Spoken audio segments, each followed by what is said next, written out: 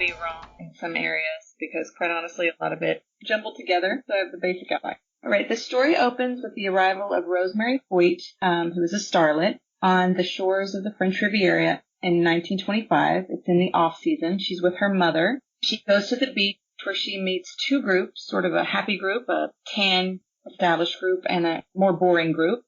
The boring group approaches her, but she immediately singles out of the other group a character who we come to learn is Dick Diver. And the story is really about his fall from grace. She instantly falls in love with him, and she kind of tells her mother that. She is sort of represented as this innocent ingenue starlet, and she seems to be unaware of her own magnetism, and through her we get an idea of Dick's godlike aura. He has a party and he invites all of the people that were on the beach, both, sort of like the unhappy group and the happy group, and they don't seem to really like each other too much. In this party, we learn about a character named Tommy Barbin and his protection over the divers. Violet McKisco is one of the characters in the sort of out group. Her husband is Mr. McKisco is an author, and he's kind of billed as this sort of unlikable character who is a second-rate author. And at the party, Violet sees something happen, and we don't learn right away during this book what happens, but it seems to be significant. Rosemary at this party tells Dick she loves him, and because Violet is trying to tell what happened that she saw at this party that seems to be damaging towards the divers, and then Tommy Barbin, who seems to have a protective quality over the divers, he tries to silence Violet about telling what happened. There comes this duel, which seems very kind of strange when you're reading it because it's very old-fashioned to have a duel. And it becomes this sort of melodramatic sort of charade where they make sure that they're far enough apart so that nobody can actually get really hurt. But McKisco is acting as though it's the end of the world, and they have this duel and nobody gets hurt, and that's kind of the end of that. But during that time, Rosemary gets invited to Paris with the divers, and through this we continue to get this idea that Dick is this sort of godlike golden boy character, and she's totally infatuated with him, and she's somewhat infatuated with the whole family, with Nicole too. And she comes on to him. She wants to sleep with him, and he has this sort of noble response of like, no, what would this do to Nicole? You love her. They're friends too. And he also seems to realize that Rosemary is this sort of young, impressionable girl. Then they watch her. And this may be somewhat out of order. They watch this movie, Daddy's Girl, which is the movie that's kind of made Rosemary famous. She's this new rising star.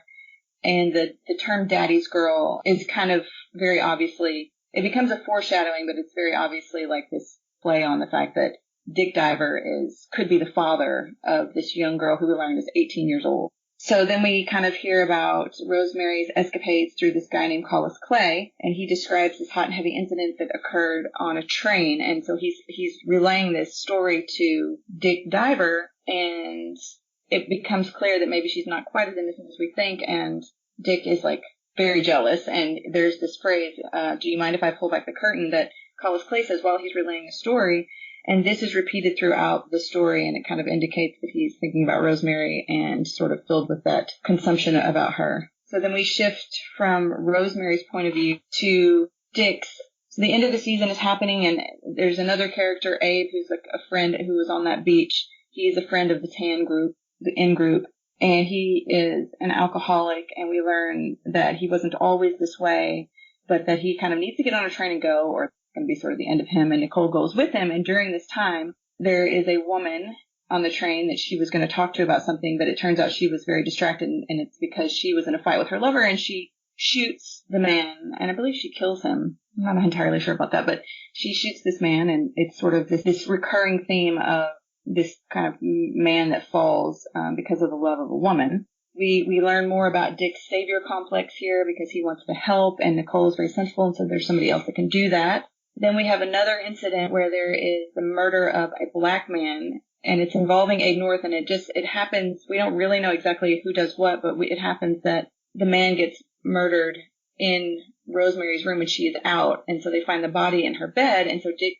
moves in. He wants to sort of save her and keep her from this scandal that might come if she's associated with it, so they move and there's some racist sort of derogatory terms that come up in there. And towards the end after this happens, then we find out, then Rosemary sees Nicole in the bathroom having a mental breakdown. So this is sort of towards the end of book 2. So we've started to learn a lot about Dick and his character and his sort of need to be the savior. And then we see that Rosemary or Nicole has some kind of mental breakdown. And they say at the end that like now Rosemary realizes what Violet saw at this party, that he wanted to protect the divers from, sort of anybody knowing. So then we go to book 2 and it kind of goes back in time and we learn more about Dick and what kind of person he was and how he was this sort of golden boy. He grew up like a sort of an average guy in, I think, maybe Midwest, and he went to Yale and he was a Rhodes Scholar and he was full of this promise, and he wrote a book which basically became sort of the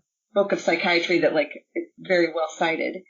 And he works in this hospital and he sees Nicole there. Nicole is a patient there that we learn. And to make a very long story short, he's attracted to her right away because she's beautiful. But when he becomes sort of involved with her, there's this idea that Nicole had transference, which like this sort of attachment to her therapist, who is Dick. And at first they see it as very helpful, and then it becomes like not only does Nicole have transference, but then Dick sort of falls in love with Nicole, and that becomes a problem. And we learn why she's at the hospital. We first think it's just because she's schizophrenic, but then we learn that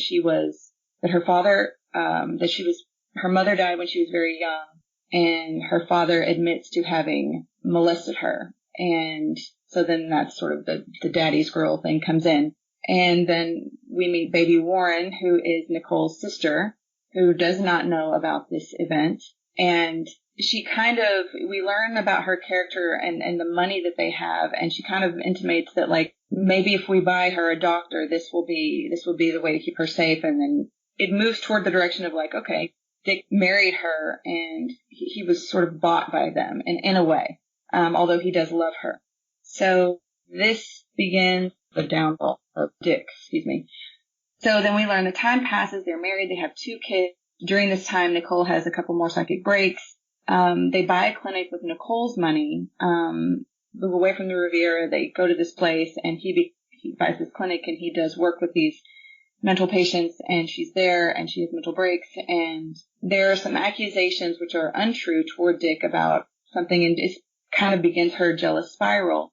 And at the height of her jealousy, they're at a carnival and she freaks out and she has a psychic break, and then they're driving home and she's obviously not well, and she pulls the car off the road, and just this dramatic scene. He sends the kids up the hill away, and to make a long story short, he decides that he needs to break away, and he leaves Nicole there. She goes sort of to the mental hospital to be treated, and he goes away. Then we learn that Abe North dies. He was killed at a speakeasy, which is like a sort of an underground bar. And then we learned that his father dies. And during this time, we start to see things from Dick's point of view, and we learn that he realizes that he's lost himself somewhere, and we get this idea that he's never really had a full sense of self, and he was filled with all this promise, and now he's not able to keep that up anymore. And his marriage to Nicole has cost him dearly because he was both husband and psychiatrist.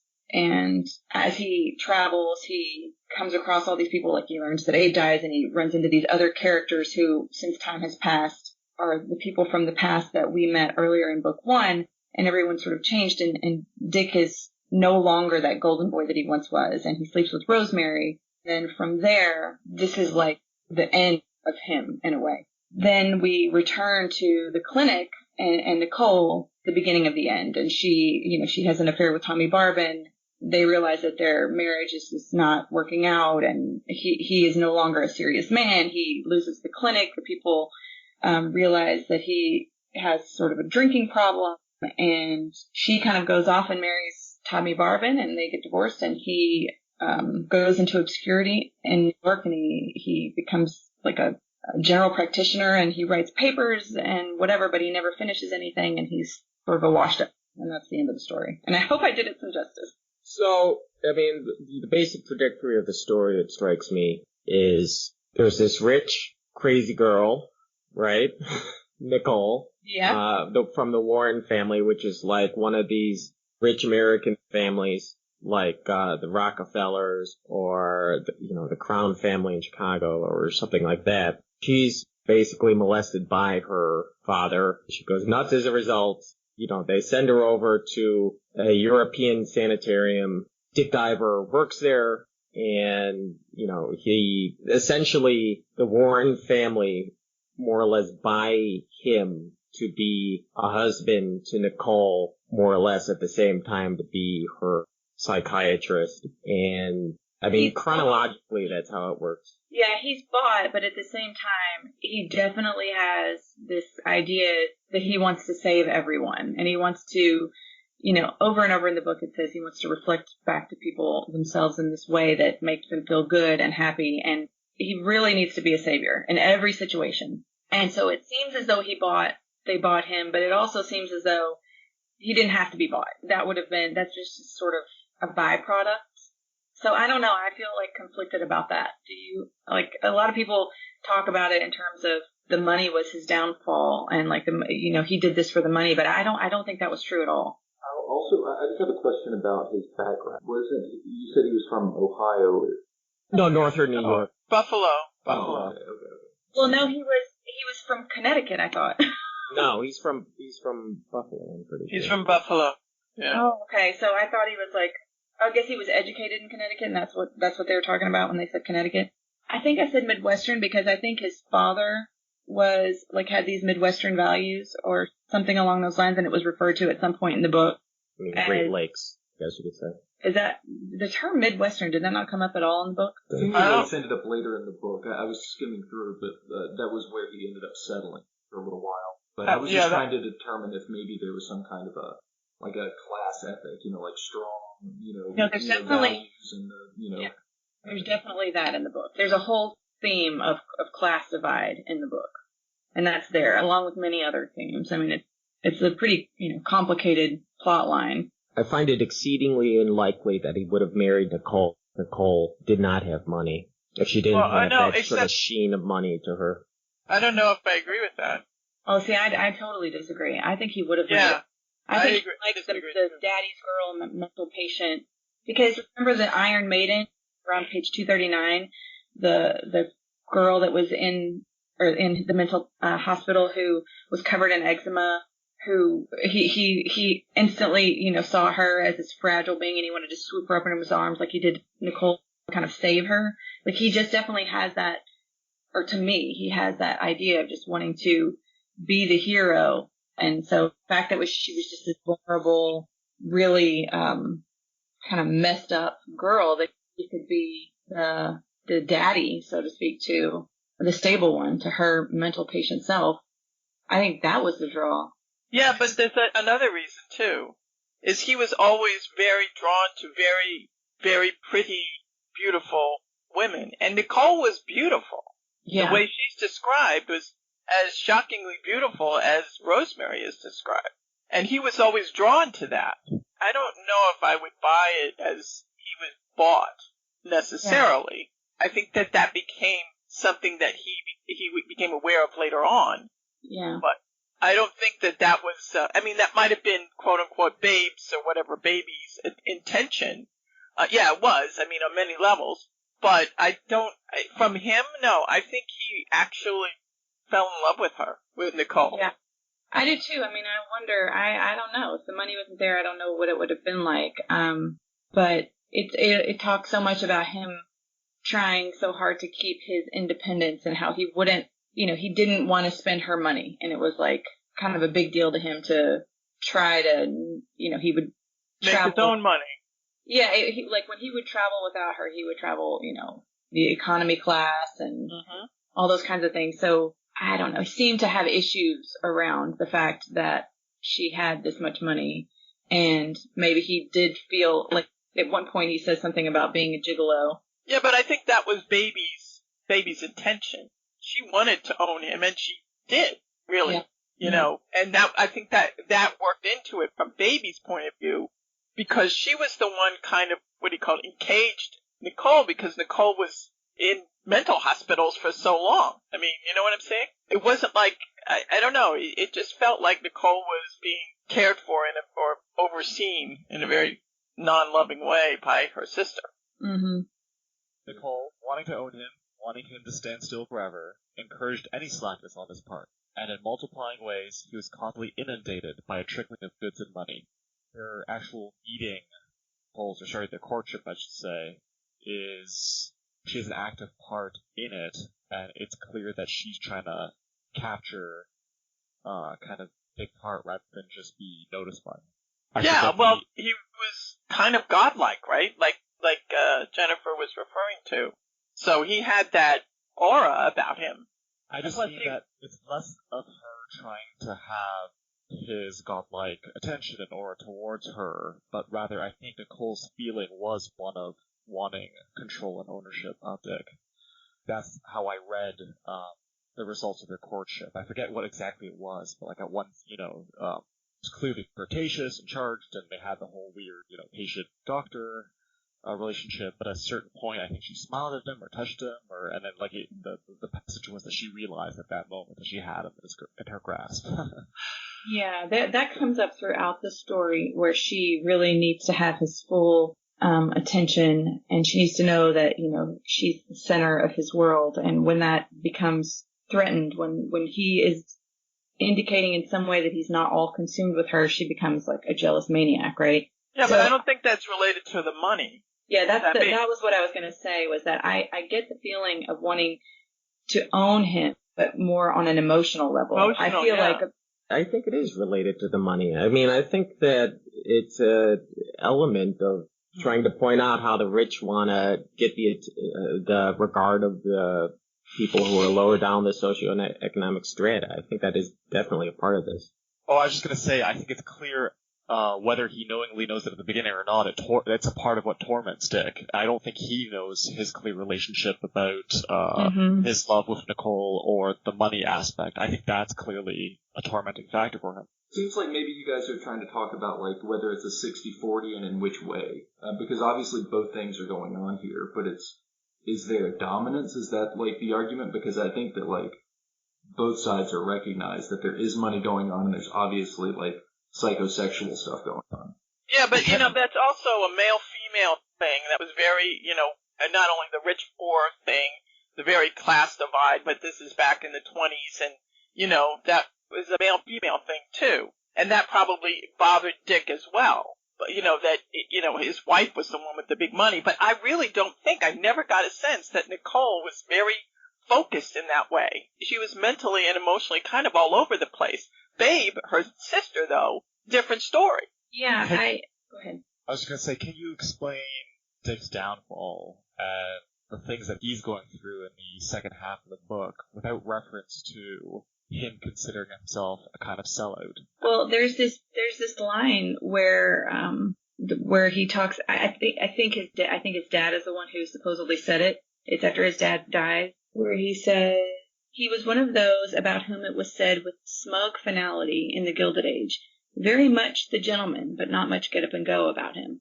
So he was full of promise. He did complete something. He did have a lot of get up and go, it seemed like, in the beginning. But because we do get the idea that he was quite the social chameleon, like he could just make everybody feel good, I think that we get a sense in the very beginning that he doesn't have a really solid sense of who he is. And then as the story goes on, he loses him. He realizes that he's kind of lost himself, and it seems as though the money becomes the problem for him to actually ever get anything done. Like, he's swallowed up by this life of leisure. Yeah, he is. I wanted to just follow up after your not much get up and go about him to the following paragraph, where the last sentence actually of the chapter, then he put in a call for Nicole and Zurich, remembering so many things as he waited and wishing he had always been as good as he intended to be. Right. And he wasn't. I mean, he was a drunk. He had drinking problems, serious drinking problems. Later in the story, I think Well, he wanted to be more than he ever was. He never was what he wanted to be, what he envisioned. And that ate at him. And it probably, it became exacerbated when he married someone who had all this money, because again, back to that male-female conflict in the early part of the 19th century, where women just weren't supposed to be the ones with the money. Yeah, I mean, I think you guys are right in the sense that this whole money thing seems to be the big issue. I know everybody says that. My personal feeling when I read the book, regardless of what any of the critiques say, which they all say that the money was a problem, I just see it differently. I just have a different opinion, and mine is probably incorrect. But the feeling I get is that this was Dick's trajectory. Like, he started out at the highest point. He's like the guy who peaks in high school. Like, he just peaked way early. Nicole was at the very bottom of where she could possibly start. She was in a mental hospital, for Christ's sake. She couldn't go any lower than that. And to me, the theme of the book was more about how, in order for a woman in a man's world to get well, to succeed, to get better, it has to come at the cost of the man. The man has to be the vehicle by which she springs. I think they even say that, and the money is there, and the money is part of an issue, and it's part of the vehicle by which, she ascends and he declines, but she never fully really ascends. Kind of asshole barbarian guy. Oh, sorry. Go ahead. No, go ahead. So this is what the book has to say about Nicole. I mean, early on in page 69, Nicole was the product of much ingenuity and toil. For her sake, trains began their run at Chicago and traversed the round belly of the continent to California. Chicle factories fumed, and link belts grew link by link in factories. Men mixed toothpaste in vats and drew mouthwash out of copper hogsheads. Girls canned tomatoes quickly in August or worked rudely at the 5 and 10s on Christmas Eve. Half-breed Indians toiled on Brazilian coffee plantations, and dreamers were muscled out of patent rights and new tractors. These were some of the people who gave a tithe to Nicole, and as the whole system swayed and thundered onward, it lent a feverish bloom to the processes of her as wholesale buying, the flush of a fireman's face holding his post before a spreading blaze. Yeah, the world is, I think that's a commentary on America, like that she's just like this big consumer, and because of the way that she is with this sort of money that she has, this is why all these people kind of have their factories and she keeps that economy going. Well, don't you think that has anything to do with Dick? I mean, I do. I understand that there is a relationship between the money and Dick, and he's definitely not got that same money. But I agree with you, I just think that his relationship with her, it was saying that it's about money. It just is so reductionist to me. Like, he's got these deep-seated issues of, I don't know, lack of self-confidence. I don't know what it is, but he's definitely feeling like he needs to be her savior, and that gives him a purpose. And it's like this immature and childish relationship that they have, in which there's no way it can survive, right? It's too reliant upon the roles that they play. In order for their relationship to be what it is, it needs her to be powerless and the patient and unwell, and it needs for him to be godlike. And because of the money, because of the fact that she will eventually get her power, because she is a powerful person in the sense that she has all this money, and she has that, like, if she didn't have money, their relationship could probably go on forever, with him being the savior and her not. But because the money is thrown in there, it throws such a kink in things that he's like dwarfed by it, and the whole facade of their relationship falls apart because of the fact that, she gets a little bit better and she has all this money and she has this control in the relationship, which doesn't match up with his, like, needing to be her savior and all of that. This book is about the downfall of Dick Diver, and money is a symptom. The money is one of the causes. Money plays a role for sure. Yeah, but it's not the whole thing. It definitely, there's more to it. Yeah. But I mean, it is interesting to think about what money, what is the money about? What role does it play? What is the point of it in the story? And what's interesting is that Fitzgerald himself never had money. He was always struggling. I did find that to be interesting. I didn't really know that about him because I just made assumptions. I think he's well off, but only struggling. I only remember seeing his, a weekly budget, and it was to the effect of something like 20% of his money went to alcohol and entertaining guests. Yeah, but a lot of it went to pay for Zelda's mental health hospital stays. I mean that in a sense that from a financial standpoint, I think they'd be very well off by today's standards were they not to live such a extravagant lifestyle and of course have these additional things, right? Yeah, I mean it totally feels like a very privileged, like, oh no, I can't afford the crystal glasses and oh I'm poor kind of I mean their version of not well off was very different. Well, yeah, the version, I mean, my point being is that he was always struggling for money for various reasons, like living extravagantly and paying for his wife's hospital bills. Yeah. So, yeah, I mean, I see your point. But, maybe that's why money took a role as it did in this particular book for him. Yeah, there's definitely, like, the class distinction is there with, we've got, I think, Rosemary, I don't know if she has a lot of money, but she's certainly getting money at this point, and she's in this film, and so there's a lot of references about the male-female dynamic, and she's not really dependent on a man, and it talks about how she can be different about things because of the fact that she doesn't require a man for her financial stability, that she's kind of got that. But at the same time, there's this great and terrible and, like, makes me so mad line, I'm trying to find it. Happy to exist in a man's world on page 67. The point of resemblance to each other, this is talking about Mary North, who's the wife of Abe North, the friend of Nicole and Dick Diver. Right. And then Rosemary and Nicole, who was the granddaughter of a self-made American capitalist, and the granddaughter of a count. And so these people always come from these. And Rosemary was in the middle of the middle class, catapulted by her mother into the uncharted heights of Hollywood. And it says, their point of resemblance to each other and their difference from so many American women lay in the fact that they were all happy to exist in a man's world.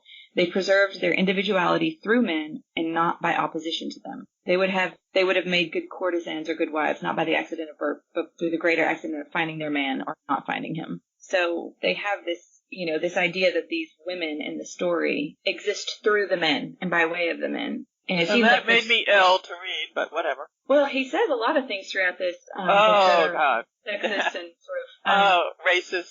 Yeah, like, what was that one that was like, she was like every woman. Oh my God, I hated this one. Oh God. The one where she wants to have, page 73.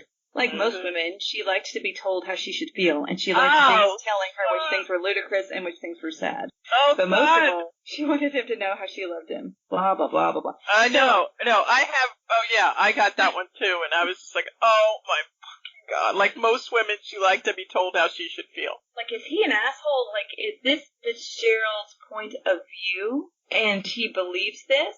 Or is he ironically making his characters say this, or his narrator say this as a way to highlight? I don't know. I think that part of it is that time. It's, this is definitely that time. Yeah. Time. So, yeah, I don't know. I haven't read enough about Fitzgerald himself, so I don't know. But, I don't know, maybe somebody else knows. But it definitely is a part of that time. A lot of the sexist and racist stuff I was reading in the book. Well, his granddaughter, was it, that gives the, very beginning, the forward or the introduction, did you guys read that? That his, like, granddaughter or great-great-granddaughter or somebody wrote, and at the very end, she says, I'm sort of disappointed in his racism. I thought the whole, racism thing was a part of his dissolution, and it pointed towards the whole funny thing again, that he was this warm beacon of light, and after he progressed further and further down, he became this drunken maniac that would use the racial slurs. Clearly points to a certain sense of essence of classism, where he's now within this system. But he says racist things kind of early on. Didn't that dead body, the dead body happened in book 1, and he said, don't be so upset about this, is just an N-word scrap. Totally degrading the fact that, we don't really care about this guy who died. He's just a black guy. Why would you care about him? And I thought that was pretty horrible, and he uses this word, the term, which I don't know if this big word was actually, a slur at that time, but it's not referring to Hispanic people, by the way. It's referring to people who don't speak English. But just on the whole, the attitude, and if it's sexism or just hated, I want to be generous. Yeah. I think the overall point with the sexism, and there's another line I have here very early on, about the McKiskos. She says something, Violet McKisko says, I was just saying that Abe North may be a good swimmer, but he's a rotten musician. Yes, agreed Kisko, grudgingly. Obviously, he had created his wife's world, and allowed for few liberties in it. That last line, as far as in relationship, there's someone who's dominant and creates the reality for both people. Yeah. And it's a continuous theme between these couples and all relationships. Yeah, that's the thing. I don't like reading those lines. When I read them, of course, they are upsetting, but when you read the entire book, you certainly do not get the idea that he is, you kind of do get the idea that he's a little bit racist, but you don't get the idea that he's sexist. You Are we get talking that about he's Fitzgerald? just, whoever we're talking about, whenever we talk about the thoughts that are portrayed in this book.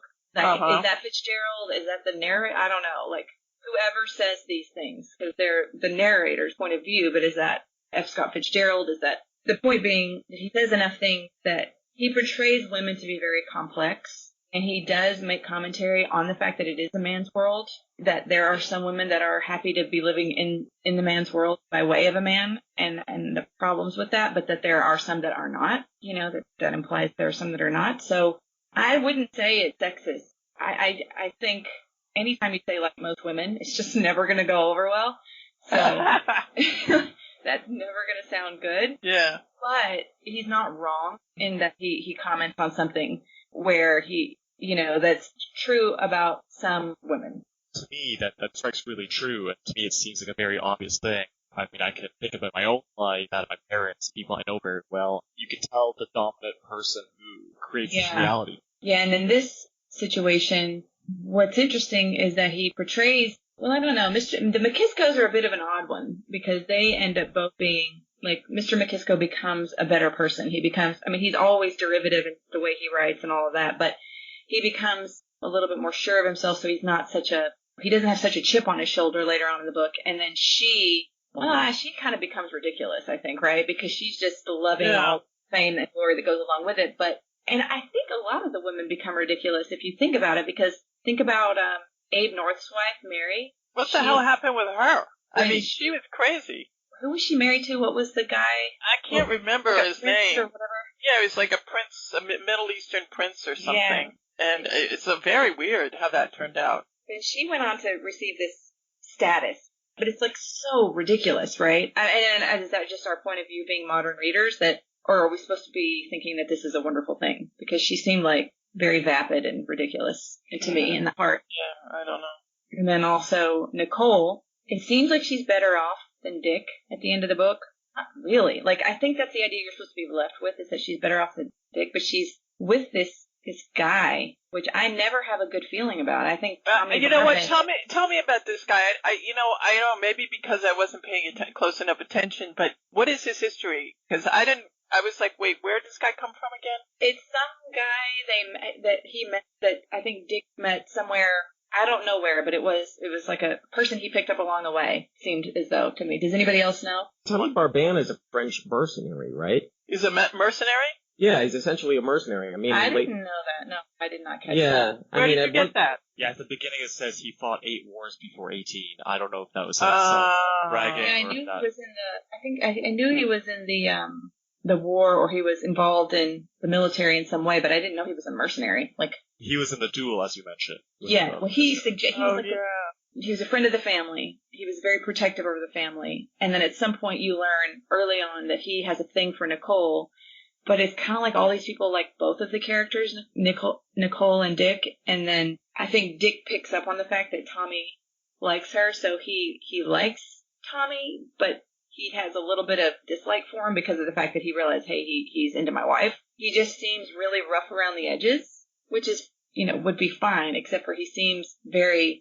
just strikes me as like this controlling machismo guy, that's like, no, you can't go and see him. Like, whenever at the end he wants to, Nicole kind of, and him are splitting up. Right. She wants to go to him and talk to him or something, and he controls her. He's basically like, no, stay here. It's fine. Leave it alone. Yeah, and he's the one that confronts Dick and says, your wife is not in love with you anymore. Exactly. She doesn't even do it herself. She's not even a whole person. It's like she's just been passed down the line from like her father to Dick to now Tommy Barban, and she's just never a full self. So I don't know that there's any final say on what we're talking about with men and women here. None of them seem to come out on top. It's just the fact that there's a lot of discussion of war and trauma just seems to be that this book is about that there's just people are fucked up. We didn't even mention that, but one of my favorite scenes in the book was when they were in that graveyard, I think, in the Battle of the Marne. And the woman was looking for the gravestone, and I think Dick Diver just recommended she put it anywhere because obviously they're not going to find it, and he convinced her somehow that was a good idea. And she seems to be so happy that he did that. Yeah, it was like one of the best things Dick did in this entire. I keep calling it a movie. Maybe there is a movie. No, there is a movie. There is a movie. Oh, is there a movie? Yeah, and check. I don't know if you remember this guy. Well, anyway, it was made, I think, in the 60s or early 60s, and I think Jason Robards played Dick Diver. I think he was. Oh, I'm definitely gonna watch that. I wanted to watch Zelda after reading this, but I haven't started it yet. I'm just curious, Jennifer. What led you to pick this novel in particular? I'm not second guessing it. It's interesting. I mean, I've always heard of it as being well regarded, and I think that Fitzgerald wrote good things other than The Great Gatsby. He has a number of good short stories. The crack up stuff is very interesting. But Jennifer, what led you to pick Tender as the Night? So I read The Great Gatsby in high school, and I don't really remember it. I just remember being sort of in love with the imagery of it all, glitz and glamour. And I wanted to read a romantic novel, quite frankly. That's what I wanted to read. And I wanted to read something by him because I remember the feeling I had when I read The Great Gatsby. But wait. Let me just say one thing. I'm sorry to interrupt, but if there's one thing that jumped out at me, and let me tell you, this novel, there are a lot of problems with this novel that I had. But the one thing that I think he does really beautifully is the love scenes. Oh, yeah. I'm like a sucker for, I've read Pride and Prejudice 50 times just for I am obsessed with that book, and I love it. And so I just thought, let me read this, because this seems like it will have some of that in there. And it does. I was so taken with a couple of scenes between him and Rosemary. Yeah. And also between him and Nicole. Right, when they were young. But also when he talks about her illness, oh my God, my favorite line in the book. I'll get to that later. But I just thought, okay, I want to read something else by this guy. And I have to say I was totally disappointed. I hated this book. I found it to be utterly depressing, and maybe because the whole theme of mental illness within the book and the idea of these sort of codependent and very unhealthy relationship we find ourselves in, and just how depressing that can be, and I ended up not really liking it. I felt like the novel was just, it could go through another draft. Yeah, it needed a good editing. I felt like the first book, where it's told from the basic structure of the book is that the first section is basically told from Rosemary's point of view, and it kind of builds up the idea of Nick as this sort of great social butterfly, a sort of hero, and all this kind of stuff. And then it goes back in time to his career as a psychiatrist and getting to know Nicole and falling in love with her, and etc. And the third book is kind of like his disillusion. It kind of goes back to the present of the first book and goes beyond it and sees how he kind of falls apart. And it struck me that the first part, when I was reading it, I was just like, who are these rich, fuckers on the south of France who are just, so fucking tedious? It's and there's a million of them. I literally had to make... Yeah, I had to make I basically listed them down and tried to keep track of them. It's just struck me that, number one, the characterizations in the first part are a bit weak, and that it's just a bit long. I felt like if that first part was kind of punchier, about 30 or 40 pages, more straight to the point, it would have been a stronger, more inviting book. And the other thing, but I think after that, after the whole business of how Dick Diver and Nicole kind of came together in the sanitarium, I thought that was, I think from there on out, it's a little bit more interesting. I had the exact same thought process you did when I first started. I'm like, oh no, not another book about some rich assholes that I don't care about. Yeah. I know. I just mentioned that I had the same idea, and then I kind of gradually got more and more absorbed into it, where I realized it wasn't necessarily about the lifestyles of the rich and famous, but these conflicts that seem to be intractable in this book. And as far as, wanting to read a romantic book, that's good effort, but this is one of the saddest ones. Oh my god, it's terrible. Most depressing I should I've have read in a known. while. I really should have known. I think that's the point, right? That it starts out, and you meet these characters who are very two-dimensional at first, and then you start to see the dark underbelly of what he experienced. I think what it's like Fitzgerald experienced in his life, which was, on the outside, which we know to be true right now with the celebrities, and there's sort of glitterati situation happening, and everybody wants to be them, and everybody looks up to them, and they're so awesome and amazing, and then you learn how totally dysfunctional they are. Don't you think a part of, I just thought of this, so it might be shallow, but a part of the trajectory of the book was that everyone's life kind of falls apart in a certain way. But they're kind of relics of the past, in the sense of these people come from old money, or, Mary Norton's Mary Prince now, or Tommy Barkman, who's this mercenary. And the one person, and maybe you disagree with, Rosemary, who's this up-and-coming movie starlet, seems to have some sort of hope going for her. She's like the future, and all these other people are going to fall by the wayside. I can kind of see that. It's kind of hard to see who's a redeeming person here. I don't think we're meant to really admire Dick in any real way, even if we sometimes are. Oh, really? I did only because I don't think it was in there, but I did admire him. Probably because stuff I read into it, but I'm not sure that it was necessarily supposed to happen, but I felt like he just had such good intentions, and it happens I feel like whenever you're one of these people that just doesn't really know who you are, it can go both ways for you, and it went the bad way for him. Like it could have gone a different way for him. He started out so well, and because he sort of fell in with the wrong group, he just got consumed by it.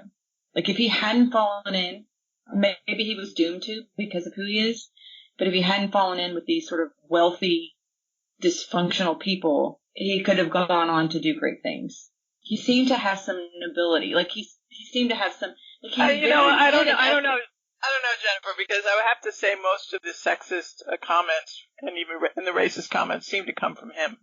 Yeah, but I sort of missed some of that as like, I don't think if this book were supposed to be about racism, then it would have been much more clear. I think it was just like maybe Fitzgerald was a little racist and that came out, and it was not supposed to be a commentary. Like he was not. I took it as being part of the times. But the fact that as he gets worse and worse psychologically, he becomes apparently more and more racist. That does suggest that it's like a mental weakness. I think that's the kind of novel's considered view of it. It's a little bit mysterious. There are a number of comments narrator makes that make it difficult. All the narration is kind of close over the shoulder, sort of third indirect kind of discourse, right? Like I kind of wonder, is this something that's going on in the person's head to some extent or not? His character is, I can't make it out. I think at the end of the book when they're getting a divorce, Nicole calls him a coward. But what do you make of Dick's trajectory? Like, did he have a way out? The contingencies of fate led him to this, and he did the best he could. But it seems like it's hard to place why this happened to him. I remember this line from the novel, and I hope that somebody else can remember where it is, because I just typed in a few keywords that I remember because it's not exact, and tried to find it. I can't find it anywhere, but there's this part where I feel like it's right around when his father died and Abe North died, and he says something about how you're kind of doomed to take on the egos of those that you've loved, and you're only as complete as they are, or you're only as sort of. Do you remember that part? Anybody remember that part? Not offhand.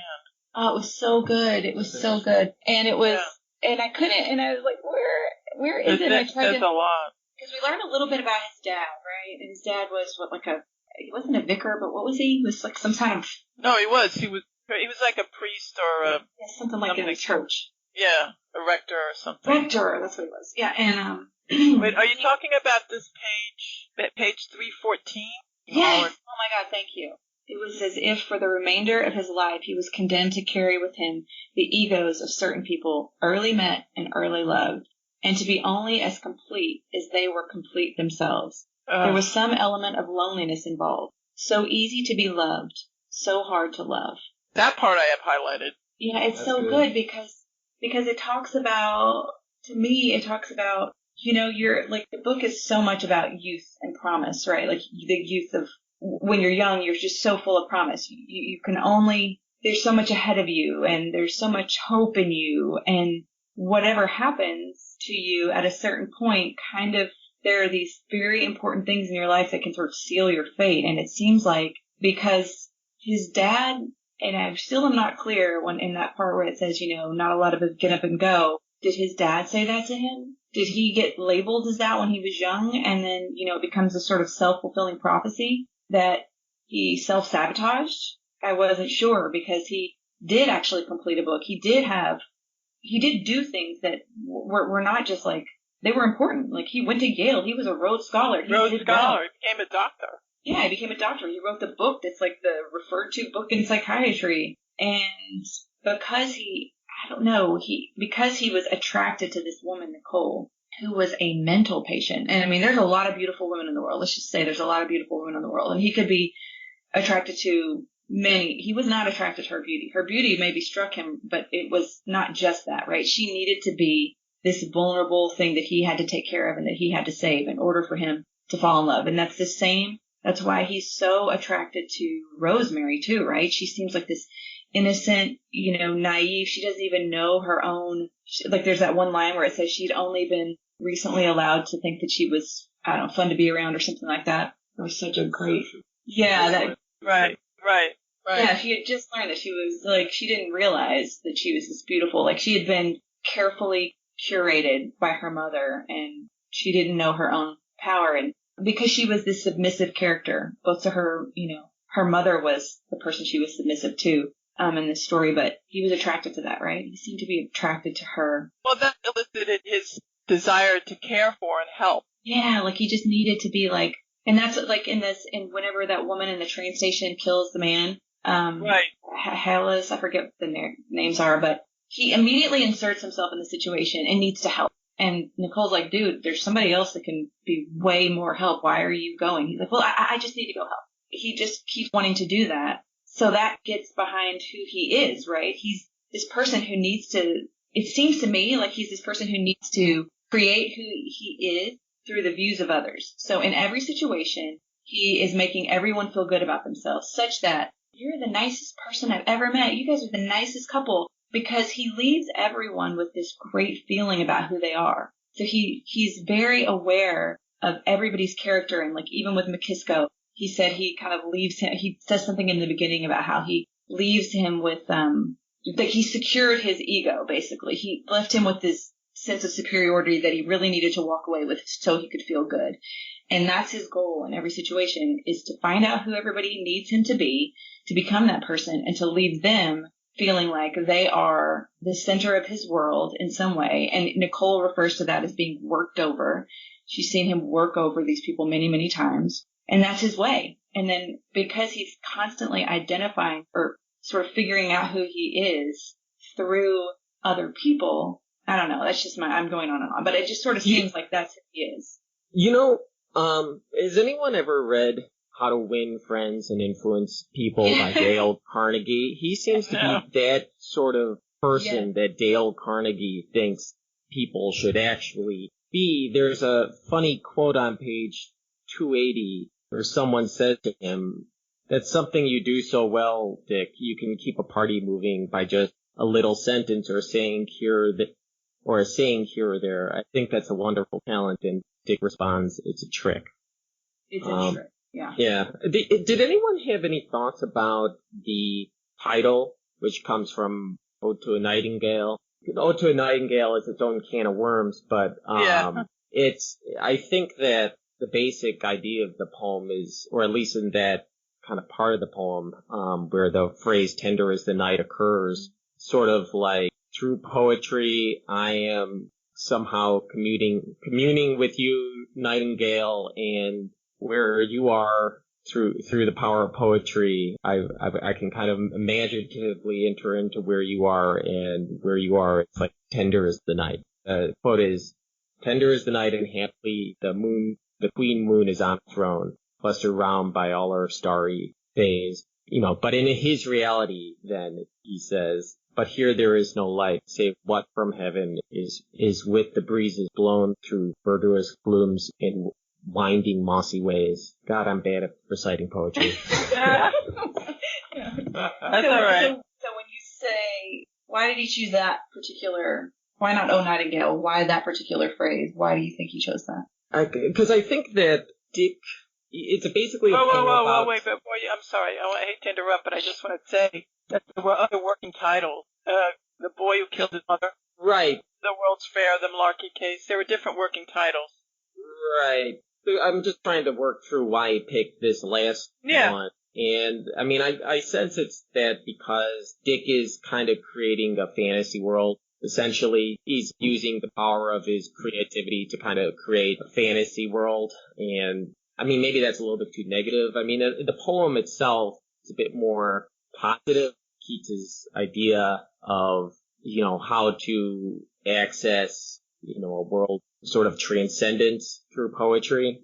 But, attached to this book, it takes on a sort of dark resonance, given that Dick's basic nature is to kind of create a fantasy. Well, I didn't really, I read a little bit about the poem and sort of the overall meaning that I thought other people said it had, not me, because I honestly don't understand the poem at all, was that it was this poem that follows youth toward death. And I was asking why you thought that, because I really want to know in that poem, already with the tender as the night, what does that mean? Like, what is that trying to say in terms of if we're following in the poem youth toward death, which I don't get at all, by the way. If you read the poem, I'm like, I just don't. But I have always felt that way about poetry. It just is beyond me a lot of times. I don't get it. I just like, what does that mean? Why is the night tender? What is it about? And there's this part in the book too where he's with Nicole and they're like on a bench and it's at night and she says something that it's alluded to in that book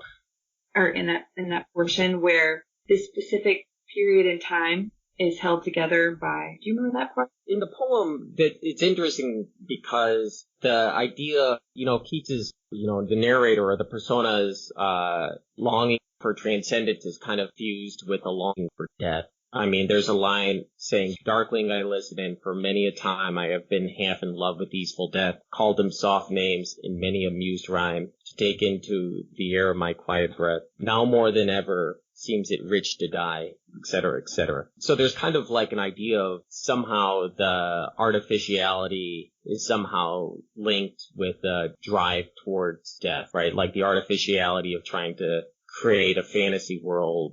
I mean, maybe the reason, is kind of linked towards like a drive towards death somehow. I don't know. I mean, there's definitely a lot of psychoanalysis and mention of Freud and Jung and all these people. And this time period, I believe the death drive was a little later though. Was the death drive a little later? I'm not meaning to invoke the death drive. I'm kind of stumbling into that. Beyond the Pleasure Principle was in 1920, so this would have been something that was very in the air, I think, during that time. And I now that you say that, I could see that being a theme because he has every reason to survive and to thrive, right? And so why would he be so self-destructive as to be a psychiatrist who knows how completely messed up it is to be involved in transference in the way that he is and end up marrying this patient, knowing that he's locked them both forever, a situation that can never come out. It can never turn out well. He locks her into a position of child by marrying her because she has made him the father figure in this relationship, right? Like by her transference. So clearly he would have known that if he was a psychiatrist. And I think because it seems like Fitzgerald. No, the most fucked up people go into psychiatry. Well, sure, but I don't know that that's true or not. I'm not saying that, but I'm just saying. But it does seem like it's a very self-destructive. But it's I don't know enough about Fitzgerald's autobiography, but is that whole theme with the psychiatry and their specific relationship maybe like his attempt to write this work of fiction and transfer whatever feelings he has from his relationship with Zelda and his own alcoholism, like a last-ditch effort to transfer that away from him? They say this novel reflects the status of his marriage to Zelda and its breakdown. I mean, I think ultimately Fitzgerald didn't succeed in casting off these demons or whatever you want to call them. Yeah, I saw that he died when he was like 40, but I didn't see how he died. Did anybody read how he died? I just never got to that part. Yeah, he had a heart attack. That's all I know. Oh, okay. All right. He was very young, like 40 something maybe. 44. Okay, yeah. I want to ask you. It seemed messy. Yeah, go ahead. This has nothing to do with what you talk about. I have a question, though. There are all these incidents or episodes that happen, like the duel and the shooting and the train station, right? And there was another one, violent, and they don't seem necessarily tied to the plot or tied to what's going on. It's like they just happen, and it's the idea. What was the other one? There was another crazy, wild thing. Oh yeah, when Tommy and Nicole, I guess, are in that hotel room. Yeah, totally weird. I know. And there's all this insanity going on outside with the battleship and the people, the women downstairs. And I'm just wondering if but it just seems like these incidents or episodes happen and they're not tied intrinsically to what's going on in the story. I mean, honestly, I read this book the first time because I read it through, and I didn't read it twice, but I read through it again. Because I was just like, I believe this is above my reading level. I have hit a wall here. The ship, okay, so the scene that you're referring to with the ship, so it's towards the end of the book. It's basically after, when they have the affair. Or around when Tommy Barbon says to Dick that she's not in love with you. Fuck off, dude. And the reason why there's an American ship there to evoke some sort of the historical background of all of this is that Europe is kind of declining, right? And Americans are coming over and spending their money and all this kind of stuff, and Americans are sending over their battleships and blah blah blah, and I take it that somehow the battleship is supposed to be not a symbol, at least something, an object correlative or whatever it is. It's a symbol of what's going on with Nicole, I guess. I mean, I think that's the idea. I think so too. I mean, I think there's just all of this war throughout, this mention of war, and Dick is compared to Ulysses S. Grant, and there's definitely a theme of war, and it feels like this time period, this post-World War I time period. You know how in Sula there was this correlative between the people in the book, and it was about the different relationships, but then it was also about the larger relationship of race in that time. Everything is about these relationships and about trauma and about the aftermath of trauma, but also it's a larger commentary about, and I don't know if it is or not, but it seems like because he mentions war and all this business so much, it's a larger commentary about the aftermath of World War I and how everybody was kind of, really had post-traumatic stress disorder after this. Uh-huh. I think is my general sense of it. Especially the rich. Yeah, especially the rich in Europe. There's a scene, I forget where it is, but it's like Tommy and some sort of Russian aristocrat that he got out of Russia in his mercenary work, and just watching this Russian aristocrat is just hilarious. Yes, and you kind of get the idea that it's the end of all the, those kinds of social classes that happen in Europe, but that's now, because we have this Rosemary character, now it's really more about, it's being replaced by the American aristocracy, right? The industrial aristocracy of which Nicole is a representative. Yeah, and Nicole is a representative, but she's still old money. So then there's so the new class is the old money in Nicole, right? But then the new money in Rosemary, or the different kinds of class, the ones where you've inherited it versus the one where you're self-made. And sort of the self-made people have to be a little bit more careful because they can fall. Whereas the people with old money just don't have to worry about it. They can be fucking lunatics and it's fine. That's true. That's the new money, old distinction in America, but it's not the new money, old money distinction in Europe. Right? Yeah, and that European era seems like it's all new money, right? So, or at least, the Nicoles of the world are all new money. But they recreated it here in the U.S., right? Kind of. Right, they adopted, there's a line in here, I forget where it is, but it was some sort of observation about how the rich in America took on the snobbishness of the English, but not even knowing why, right? Oh, whatever the function of snobbishness was. I like that line. I think I remember that. Funny analogy, I have to say this so that I don't, because it's not my favorite line. But is that the one about England was like a rich man? Yeah, no, this is so funny. This is the one, I think, Laura's talking about. England was like a rich man after a disastrous orgy, who makes up to the household by chatting with them individually, when it is obvious to them that he is only trying to get back his self-respect in order to usurp his former power.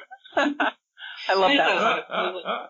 So that's like one of the things I think we would have lost if this was a better edited book, because there's all these really insightful observations Right. The one about madness does anybody have any that they want to share? I feel like I'm sharing too many right now. Took one of mine. A really good one about madness. Yeah, sure. I thought this one was fine about and this will have to stand in because I think that one of my, well, no, I might still have that other as my favorite. But this is about class and Rosemary. It tied in earlier to what we were talking about, but this is it. It's early on. Her naivety responded wholeheartedly to the expensive simplicity of the divers. This is about their goods, all the things they had. Rosemary bubbled with delight at the trunks, unaware of its complexity and its lack of innocence, unaware that it was all a selection of quality rather than quantity from the run of the world's bazaar, and that the simplicity of behavior also, the nursery-like peace and goodwill, the emphasis on the simpler virtues, was part of a desperate bargain with the gods and had been attained through struggles she could not have guessed at. Yeah. That was before we learn about Nicole's illness, right? That's right. One of the things that I really liked was when it's on page 248, when he's kind of at the end of his rope with her, and they've had that whole carnival, which is on the Ferris wheel incident, and she drives him off the road, and he says, "It was necessary to treat her with active and affirmative insistence, keeping the road to reality always open," talking about dealing with a schizophrenic, "making the road to escape harder going. But the brilliance, the versatility of madness is akin to the resourcefulness of water seeping through over and around the dike." And I like that because if you've ever struggled with like mental illness in any way, you kind of know that it pops up in the most difficult places. Or it's like when you think that you've really got a handle on it, it finds its way into a situation and manages to take over. It's the resourcefulness of madness, I think, was just very poignant. And I think he describes that very well. You know, I want to read this about madness that in reference to this novel. It's a secondary source, and geez, I can't remember where I got it from. I think it might have been from the Hopkins Review, John Hopkins University. It goes, "The explanatory models for madness in the novel are complex. For Nicole and her father, mental illness is the plausible consequence of distressing events, congruent with Freud's theories on trauma as a trigger for hysteria. Yet Dick Diver's madness is a moral condition. The pleasure principle reigns in Dick's weakness for alcohol, youth, and beauty." That's true. He finds it increasingly difficult to reconcile his own quasi-incestual sexual impulses, particularly in relation to the virginal infantile actress Rosemary. But Dick's indulgence is harnessed to an abrogation of social responsibility, especially in relation to work. He neglects his project on classifying psychoses and neuroses. His intellectualism goes to waste. He had been swallowed up like a gigolo and somehow permitted his arsenal to be locked up in the Warren safety deposit vaults. A critique of abandoning work is a leitmotif in much of Fitzgerald's fiction, and reaches its apotheosis here. For all the novel's commitment to modern themes of commercialism and voyeurism, Diver exhibits many of the familiar hallmarks of the Victorian doctor in literature. Reminiscent of Charles Bovary and Flaubert's Madame Bovary, he has his professional life prescribed by the social circumstances brought about by marrying, quote, out of his class. Like Tertius Lydgate in George Eliot's Middlemarch, he fails to show insight into the psyche of either his wife or himself, in spite of being a member of a profession predicated on diagnostic skill. Also, in common with his Victorian antecedents, the early promise of a brilliant career is never fulfilled. It all ends ruinously. I like that indication that his madness is of a moral condition. I'm sorry, go ahead. I mean, I think a lot of the issue here is sort of something to do with pride, right? Like, he feels like he has kind of lost his pride and is sort of, he's no longer a serious man. Yeah, he's like, there's a lot of different psychologies. In Plato and Freud, there's an idea of like a pleasure-seeking part and a glory-seeking part. They're not, all these psychologists aren't saying the same thing, but, I think his, glory-seeking part essentially began to feel, or like neglected or somehow. I think that, so just to make this a little bit more concrete, on 230, baby, Nicole's sister says, "We own you, and you'll admit it sooner or later. It is absurd to keep up." I'm hearing that sound again. Sorry. Go ahead. All right. Just outside noises. So baby says, "We own you, and you'll admit it sooner or later it is absurd to keep up the pretense of independence. And the narrator, I guess, explaining what he was thinking,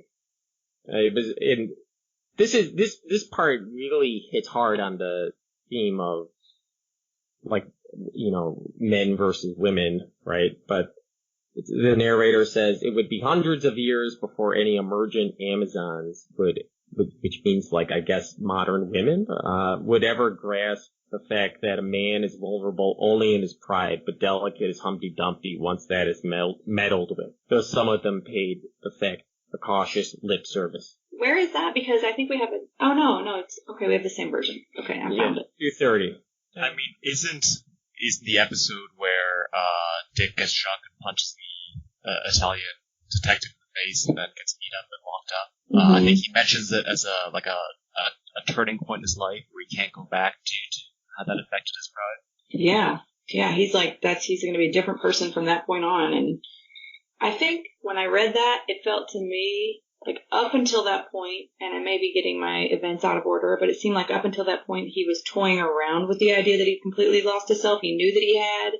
He wasn't sure where he went awry. There seemed to be like maybe he could find himself, but then that happened, and because Baby rescues him, and he just kind of realizes, like, oh my gosh, my life, this is not where I should be. Like, he just kind of realizes what a sellout he is and how he has kind of wasted all that youth and promise. Seems like it goes pretty downhill from there.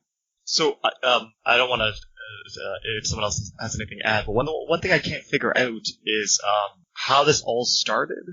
And I know, obviously, the opening of the book with Rosemary, there's some tension there. But I think the next part of the book skips 5 years? Until the next time they meet. Yeah. And he doesn't actually take up, like, they don't actually have an affair until that time. There's some tension there. But there is an episode at the sanatorium where, doesn't he, like, kiss a 15-year-old girl or something like that? Yeah, that was weird. Think you're right. I think you're right, yeah. He's accused of doing this, but when it says he kisses her, you don't really get the idea that, like, he kissed her. But you get the idea that he's innocent. And he knows he's innocent, but that Nicole thinks he's not innocent. Did you guys get that feeling? He's very liberal with the kisses, I mean. Yeah. He's very liberal. But I didn't think it was that kind of kiss. I felt like he was like, he didn't go down that road with her. The story was that she wanted to go into town, so he took her into town, and whether it's true or not, a kiss happened there, and he didn't take it any further, of course. Yeah, I think I remember that. Yeah, and then the mom, or the family, comes and gets her and accuses him of sort of more than that, and he's like, he knows that he's innocent, he knows that he didn't really do anything. The way that the narrator describes it, it makes it clear that, like, he didn't. In my opinion, it makes it clear, and then I think it seems like Nicole doesn't believe it. And then there's also... That's different than the Iron Maiden, though, right? That's a different character than the whole... But that's right around all that time. And she starts to become very suspicious of him, right? Or sort of, like, jealous, and that just sort of seals the fate there. Oh, no, I just... To make sure the chronology is correct. And then after that, is it his father's death that sets him off to see Rosemary and actually take up that affair again? Well, no, I don't think so. Let me see. I have all of these events, like, on Post-its in order. Okay, so page 26, jealousy of the 15-year-old girl. Before that, he's having difficulty being a husband and a doctor. So then that whole event happens where she's at the fair. Then there's Abe North dies. Then he kind of reflects on losing himself. Then his father dies. And I think he goes... See, I got lost where he went, because I had never understood how he ended up back in Europe, quite honestly. I was like, first he went on a ship to visit his dad's grave, and then he ended up going through Naples, and then he saw Rosemary, and I don't think he went about seeking her. Do you get that idea? Because I thought it was like he just happened to see her. Yeah, I got a sense that he just happened to see her. Oh, but I don't. Yeah, but I don't know if that's right. I'm not sure. I don't know if they were. Yeah, it's like all these ghosts from the past came through his life. Like we see the McKiskos on this. Right. Yeah, and I was a little bit unsure how he ended up from Naples into Italy. Spain? I don't know. Somewhere. Isn't it because he went back home to his father's funeral, and then he went back via Italy? Well, first he leaves altogether, right? We know he leaves altogether because basically Nicole has gone nuts and he needs a break, right? And then we learn that Abe North dies, and then we learn that his father dies. But he's already away from his clinic in that area during that time, but he's in Europe. And then he goes to America. He goes to New York because his father died. Right, because his father died, and he goes and visits the area where he grew up or whatever. But then, where does he see, what's her face? Rosemary. Rosemary, wait a minute, I'm there. I think it's 266, yeah, 265. What country are they in at this point? Steamship, McKisco, Pier, I don't know. I think doesn't he just run into Rosemary in Rome while she's shooting or something? I thought it was in Italy or something. Was it not? Yeah. Or Rome? I don't know. Anyway, that is Italy, but I thought it was Florence. And then, well, he was in Naples, right? Yeah, that's the part where I was like, when did he leave there? That's the part where I got a little confused. I didn't know if you guys remember that. Mediterranean crossing. It's all a blur when your life is falling to shit, True. One day you're in Naples, one day you're in Rome, the next day you're in a fighting with the taxi cab driver or whatever. Then you see Rosemary. Oh yeah, the grandeur, that was Rome. The grandeur, that was Rome. That's on page 268, 269, around there. Oh, okay. So the grandeur was Rome, and then later they talk about Florence, and I got confused. Okay, but they're still in Italy, whatever. So they're in Italy, but how did he end up leaving and going back there? Is he just like on a European tour? He's like, I'm going to leave Switzerland. I'm going to. Yeah, I mean, he said he was going to go on a long trip, right? Mm-hmm. And then I think he went over to Germany, and he gets news of his father dying, and so he goes over to America, and he sees the funeral of his father, and then he comes back up through Italy. Okay. I think with the idea of going to see Rosemary, if I'm remembering correctly, so he goes to Rome, I forget, and he tries to meet up with Rosemary, and it doesn't, he kind of consummates it. It kind of doesn't go well either. I don't know. I mean, I think that's basically the trajectory. Yeah, well, that's the part where I was unsure because it sounded like he had gone to see her. I didn't know how he knew where she was, number one. I know he talked to that guy, Collis, and he said she's here or whatever. But then when he saw her, he had he said something like, of all the people or something, and it seemed like he didn't know she was going to be there. So I don't know. I was just curious because it means more if he's going to seek out this woman versus if he's not, because that would be an even more self-destructive act, I think, which it seems like maybe that's what he was doing. See, I'm looking at this line on page 269, 270, depends on what version you have, where it says that Dick is at the bar for a gin and tonic. Hi, Dr. Diver, someone says, and then it says, only because of Rosemary's presence in the hotel did Dick place the man immediately as Collis Clay. And then he says, do you know Rosemary's here, Collis asked. And then Dick says, I ran into her. Then he says, I was in Florence and I heard she was here, so I came down last week. Collis being Rosemary's other potential suitor. Whatever. Or ex-boyfriend or whatever from. Yeah, right. Yeah, this is what always gets me in these books, these turn of the century, books. This is not really turn of the century, but these books where these rich people travel. And it's like, why did he run into all these people? Did they just have 5 places that Europe's a big place, and he runs into the McKiscos, and he runs into the, he finds out Tommy Barvin died nearby, it's like, how big is the world that he keeps running into these people? Or does he go to these specific places knowing that he's going to meet up with them? It may be that there's just a general knowledge in the group of certain places that they all hang. I don't know. Yeah, it's a class thing. I mean, frankly, when my husband is, when he's Indian, when he travels when he goes to Bombay, he runs into this, the same people that he went to school with, and it's largely just because he comes from a certain social strata, in a country of 1 billion people. Yeah, exactly. So he's hanging out in the same circles, and he runs into all these people, and I think the point really is to compare and contrast what has happened for each set of people in the last 5 years while he's been kind of away in Switzerland in this remote location with this clinic that he's been running. And they've all, the McKiscos, they've moved on and they're doing well. But what's her name? The North's not doing so well. I forget how did Abe North die? He was basically beat to death in a sort of a bar. Right. It's called a speakeasy bar, which is, these during Prohibition, there were these difficult to get to bars. Right. Which I don't really understand what happened to him exactly either, because they're not very developed, but it just seemed to be another echo of like, the husband kind of goes downhill with alcoholism and the woman. He fought in the war, though, right? He fought in the war. Everybody fought in the war. That's kind of the point. Everybody was involved in the war, I think, somehow, right? Except for Dick, because he was able with his academic golden boyness to get out of it. Well, if you were scoring high grades, a Rhodes Scholar, they would not take. You don't have to go to war, right? Like how fucked up get is out of that? the draft. It's true though. My dad did that. He got out of the draft because he had straight A's. It's crazy, but yeah, apparently. How do they defend that logic? That's just so crazy. I have no idea.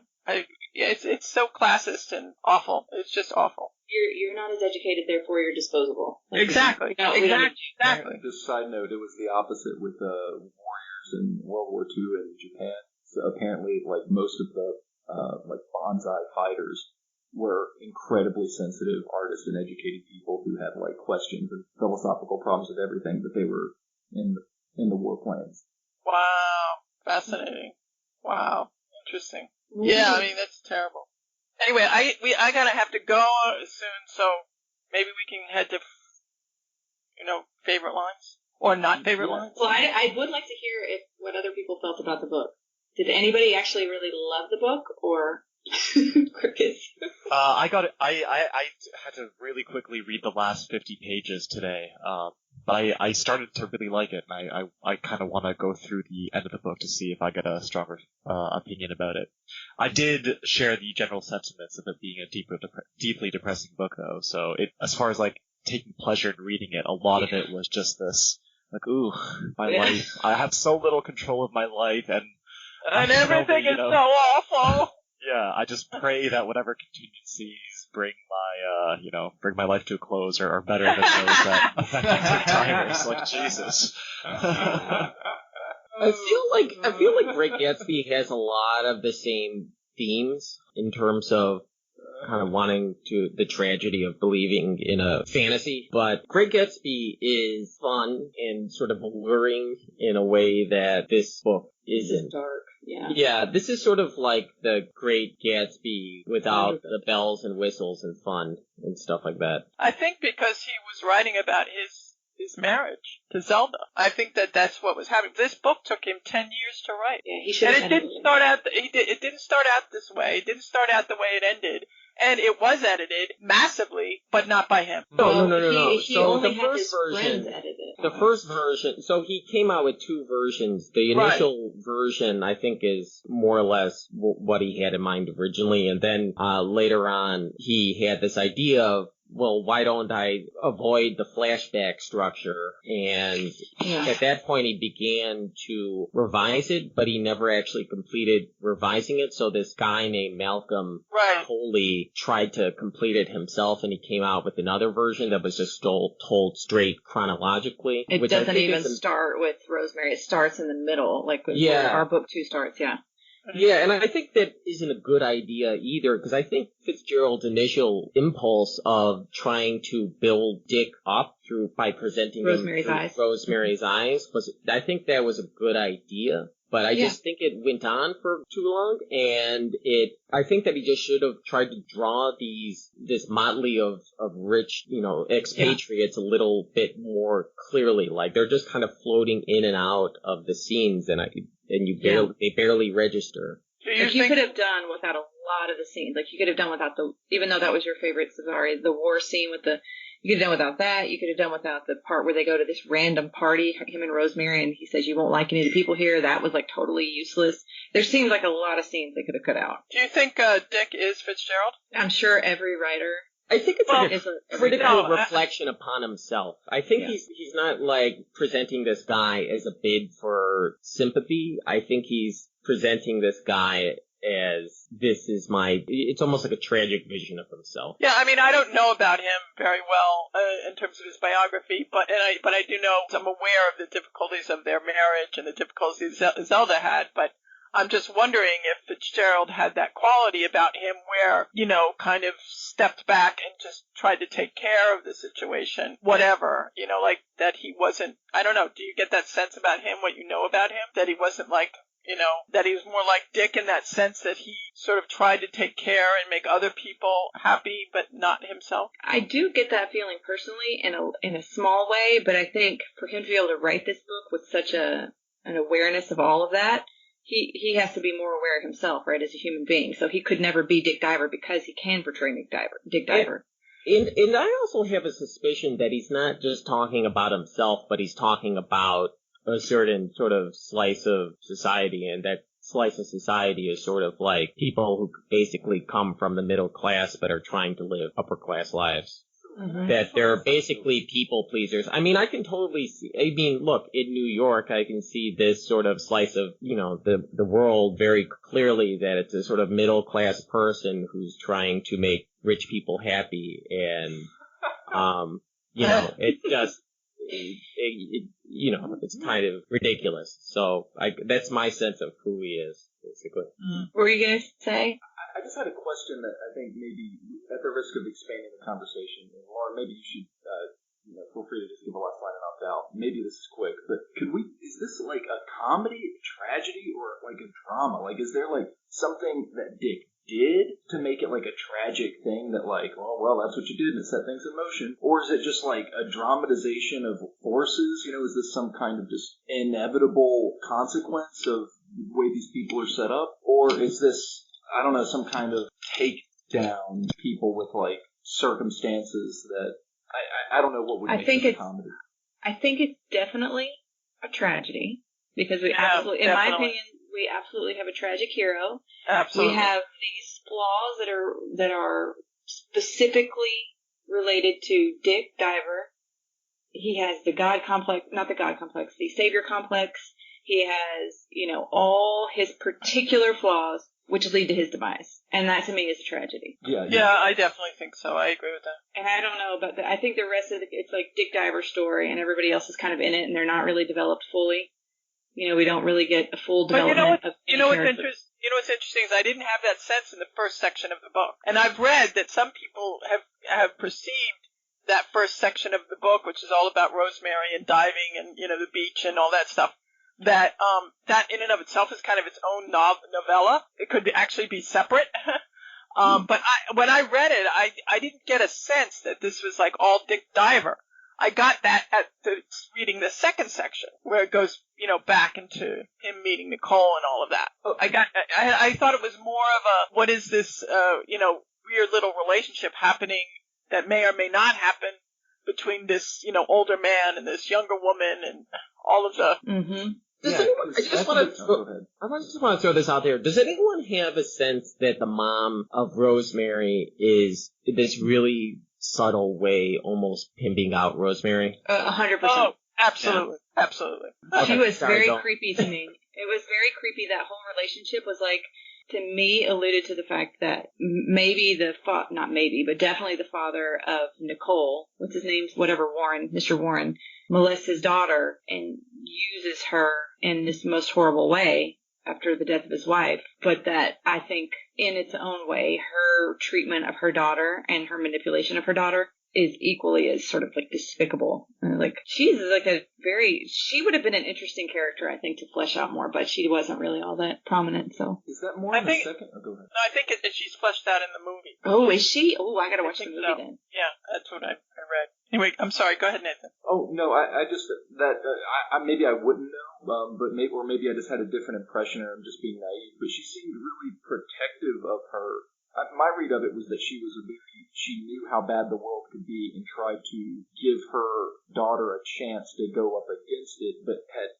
made a protective bubble around her that now she was kind of, like letting her come out of the nest and you definitely trying to push her towards being an independent person now, but hoping that she was armed with enough stuff to not take up. Like, there was this one line that I had in, that Rosemary's awareness seemed like something that maybe she was armed with from her mother. It was that, like, when the guy looked her up and down a couple of times, she felt a superiority because she realized that she was being appreciated as property, but knew that as the owner of that property, she could take advantage. And I think that goes in that system of work, of being independent or being sufficient through men, not against them. And an awareness of that, like, position, just an awareness of that position is what her mother gave her. Otherwise, someone else would be like, oh, this person really likes me naively, and wouldn't recognize that maybe she should haggle for the ogling that she's going to be submitted to. Yeah, I had a more sympathetic view, because it didn't seem like, because she kind of left the story after the first section mostly, it didn't seem like she continued to be this overbearing force, and that she used her two husbands' deaths and their money just to elevate her daughter's stature in life. Here's a quote. So when this is Rosemary thinking, it's on page 39. So when she had seen approval of Dick Diver in her mother's face, it meant that he was the real thing. It meant permission to go as far as she could. Say that again, one more time. Okay, page 39. So when she, i.e. Rosemary, had seen approval of Dick Diver in her mother's face, it meant that he was, quote, the real thing, close quote. It meant permission to go as far as she could. Yeah. Just this it's just implying stuff. It feels like she's pimping out. Yeah. Yeah, and also, it's remarkable. I take it that it's part of the mom's, I think, like, the mom is kind of social climbing here, and she's thinking, like, oh, I can get, like, she doesn't know the arrangement, I think, between Dick Diver and Nicole. She just thinks as Dick Diver is this rich guy, and, I think that's basically what her own kind of thinking is, maybe not even on a conscious level, but I think that's the element of pimping out Rosemary to Diver is all about, is basically the social climbing. Yeah, there was that line, and I'm trying to look in my notes and see where it was, where she says something about, like a woman and what a woman needs to do. It's describing, it goes into a description of Miss Spears, her name is Elsie Spears or something like that. And it says she wouldn't have an idea about cruelty, and do you remember that line? What was it again? It was describing Elsie Spears. And like he said, he could never have made her up. He could have made up, the part where he talks about how he could have made up the character of Rosemary, but he could never have made up her mother. Remember that part? Yeah, page, I think it's 213, hold on. 213? Okay, so then on page 212. So wait, what's the quote? Yeah, he saw go ahead. You got it. Well, that's a different one. I just remembered in my head, but now that you've shown me the page, I remember it was close to that. He could possibly have made up Rosemary. He could never have made up her mother. Right, and so on the page before that, he says, he saw that no provision had been made for him or for Nicole in Miss Spears' plans, and he saw that her amorality sprang from the conditions of her own withdrawal. It was her right, the pension on which her emotions had retired. Women are necessarily capable of almost anything in their struggle for survival and can scarcely be convicted of such man-made crimes as cruelty. Yeah, that's awesome. So long as the shuffle of love and pain went on within proper walls, Miss Spears could view it with as much detachment and humor as a eunuch. She had not even allowed for the possibility of Rosemary's being damaged. Or was she certain that she couldn't be? And that's the part where it is in, Cesare, I think you're the one that said, maybe she had kind of made sure to buffer her against these things. Or I don't know who said that, but, it's unclear to me whether or not her mom cares about her or not. It's like a little, I think she does, but she's so worried about her own survival that she kind of creates this girl, and she doesn't, it's like that twisted kind of love, between a parent and a child, where it's like, you kind of harm the child, but you're doing it so they can live, Yeah. Like we saw that in Sula, and we saw that in, Yeah, and I wonder, maybe this is a distinction that's meaningful, like, was she pimping her daughter, or was she helping her be pimped? I think she was like one of those people who can understand the ways of the world, and was like, this is how this chick can survive. This is the world we live in. Let me give you the skills that you need in order to be... Yeah, that's what I mean. Independent, so that you can be a person that doesn't have to, rely on a man. You can live in a man's world, but you don't necessarily have to be reliant on the financial security of a man. Yeah, I feel like the unconscious, other hope is that maybe you can figure out another way once you get somewhere. Like, this is all I know how to do right now, but maybe you can, in your own time, get out. another way. But I don't know if that's conscious. I just think that's like the faint hope of a parent. If I can presume not having children. Totally. I think it's not as, I don't think it was as though she was clearly pimping out her daughter in the effort of going to fancier parties later in life or something like that, right? Her best determination of how to give her daughter the skills to survive and thrive in life, right? Whether they're right or wrong. Yeah, I mean, that's like, have you ever heard that country song by Reba McEntire, Fancy? Oh my gosh, you should read the lyrics to that. It's like, it's all for the good. I mean, it's in the hope of, it's like she's living in a man's world that she knows what happens, and I don't think she's trying to do it in a bad way, but it certainly comes across that way. I mean, yeah, it's not like the prostitute pimp in 100 Years of Solitude who, like, increased her, for the crime of accidentally burning down something, has been consigned to a life of endless prostitution. Right. Yeah, right.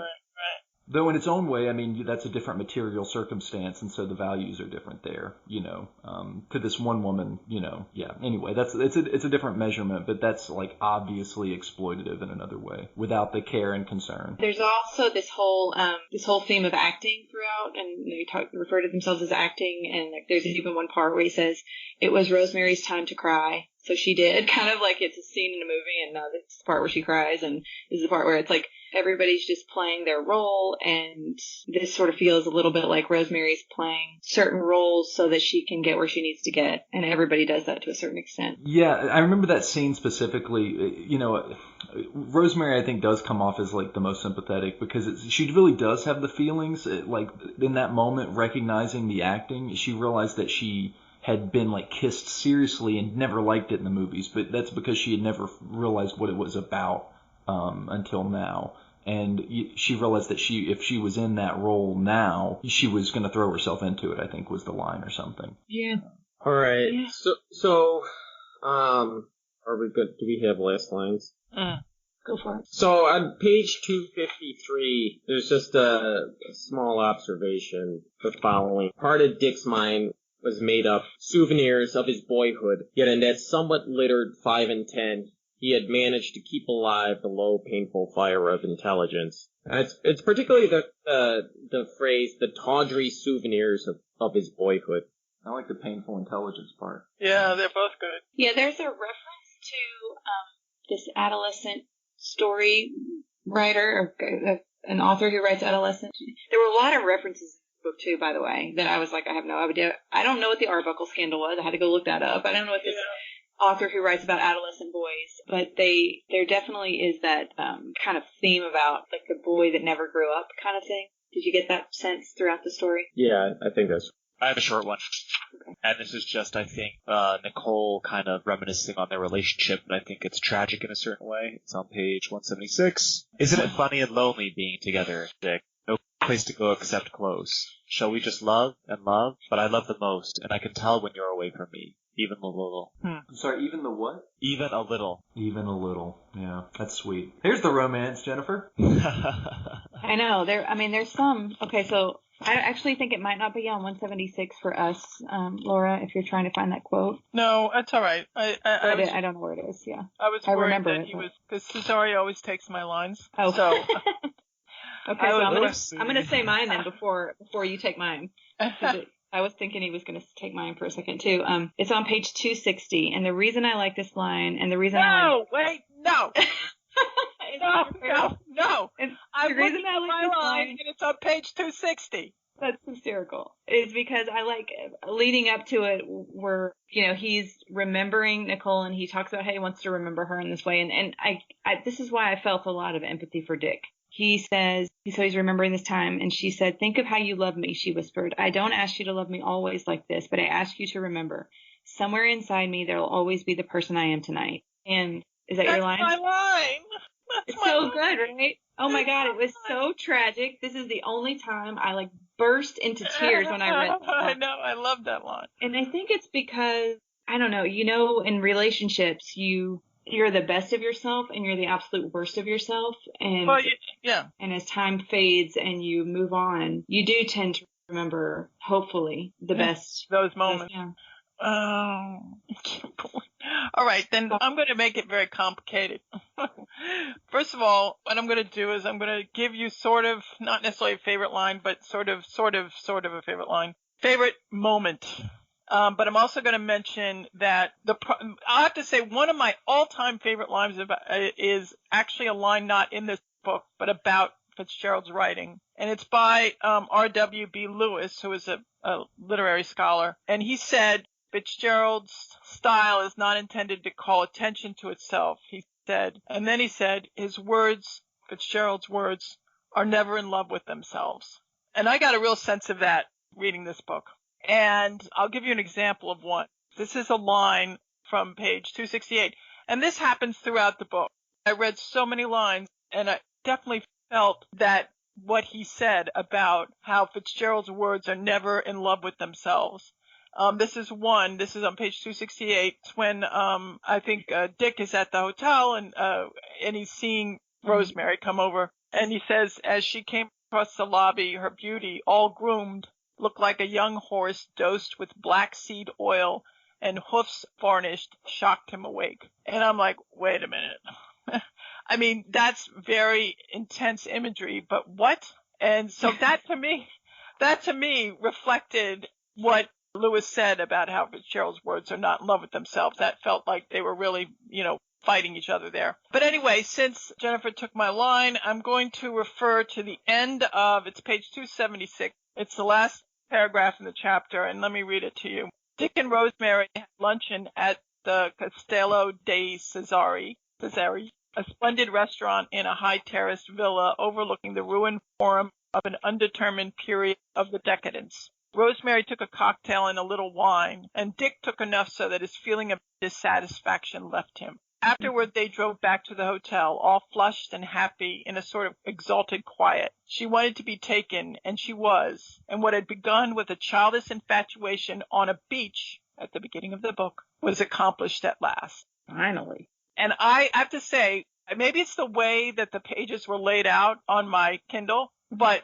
I was reading it, and it was like she wanted to be taken, and she was, and what had begun with a childish infatuation on a beach, turned the page, was accomplished at last. And it hit me, and I was like, whoa, at last? Here we are at page 276.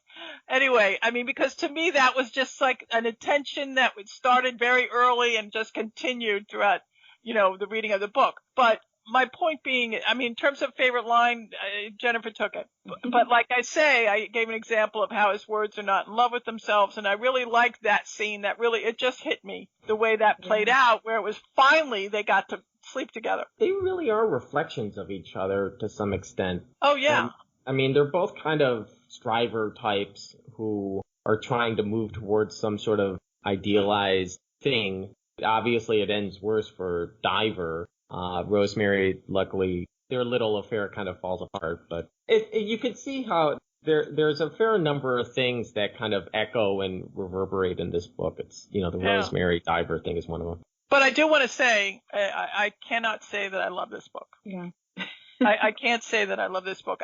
What I did love, and because being a writer, when you're reading and you're a writer, you're always like sucking in gems there are in front of you. And there are some phenomenal lines that definitely jumped out throughout. And plus, I want to add something else. I hated the way it ended. That last chapter needs to be fucking cut out, and the way it should end. I like go on, but I like it. All right. Go on. All right. Let me explain to you why it doesn't work. The last chapter is about how Dr. Diver is up in New York, whatever, and the last line, that big about last line says, Nathan and Cesare will tell you, last line of this book is, perhaps she so liked to think his career was biding, this is Nicole thinking about Dick, perhaps she so liked to think his career was biding its time, again like Grant's Galena. His latest note was postmarked from Hornell, New York, which is in some distance from Geneva, and a very small town. In any case, he's almost certainly in that section of the country in one town or another. I mean, what? To me, that's a great last line. No. That is. No. So the reason why is because it's getting into her mind of, he's kind of, number one, he's kind of fading into anonymity. Mm-hmm. Number two, it's just remarkable that, like, this is basically how she ended up thinking of him. He's kind of this ghost in one town or another. No, you're wrong. Why? I'll tell you why. I'll tell you why. Go back to the previous chapter and look at the last line of the previous chapter. I must go to him. Nicole got to her knees. She's with Tommy. No, you're not, said Tommy, pulling her down firmly. Let well enough alone. Done. End of book. You think it should have been done there? Absolutely. Well, right. Because you want to believe that he goes on and isn't like left in obscurity and that she's not. No, I want to end with she's still in love with him. Yes, you want the happy ending. That's why. It's not a happy ending. Well, I mean, it's not. Even that is not. It's a complicated ending. Yeah, but it's an ambiguous ending. I just feel like the ending of that last chapter just was like weak. It was weak. Nail in the coffin. I mean, if you had left it at page 400 and left it at chapter 12, then you would have gotten a more ambiguous ending. Right. And you would have wondered maybe they, if she eventually goes back to him and they continue in their dysfunctional relationship. But now you just see, like, there is no denying he has but gone the fact downhill. that they got divorced, I mean, it's all very clear that he's hit the bottom. You know what I'm saying? I just feel like, hey, if you wanted to end with that real last chapter 13 or whatever it was, it just, the way it ended in terms of the writing, I just feel it could have been better. Yeah. I don't know, there's something extra sad when they mentioned that he had an unsuccessful tryst with a grocery store clerk. And yeah. I need that. Yeah, right. Yeah, I love that. I love that too. That. I was on the side of loving it. I'm like, oh man, definitely a deep dive for Dick Diver there. Figured out his name. His name, yeah. Oh no, his name is definitely. I'm not sure why Dick, but I've got my own. He's a dick and he takes a dive. Yeah. I didn't think he was a dick though. I definitely did. I thought he was. No, he had his dick moments. I think it was just an ode to all of the incestuous sexual perversion that's in this book and how very disturbing. I think he had a lot of funny lines, like the one about manners, good manners. Remember that one? I don't know if everybody giving their last lines. Good manners are admission that everybody is so tender that they have to be handled with gloves. Now, human respect, you don't call a man a coward or a liar lightly, but if you spend your life sparing people's feelings and feeding their vanity, you can't distinguish. You can't distinguish respect. Yeah. What should be respected in them. Like, he's got a lot of really insightful comments about manners and pity and different things like that. So overall verdict is it's complicated. Yeah, right. Exactly. Cesare, did you give your last line? Yeah, yes, he did. Yeah. Oh, okay, sorry. It was short. Would anybody like to recommend anything? Wait, Nathan, don't you have a last line? No, I'll read this. This cruelty. Hold on. This is great. This is when it came up. It's my favorite now. Women are necessarily capable of almost anything in their struggle for survival, and can scarcely be convicted of such man-made crimes as cruelty.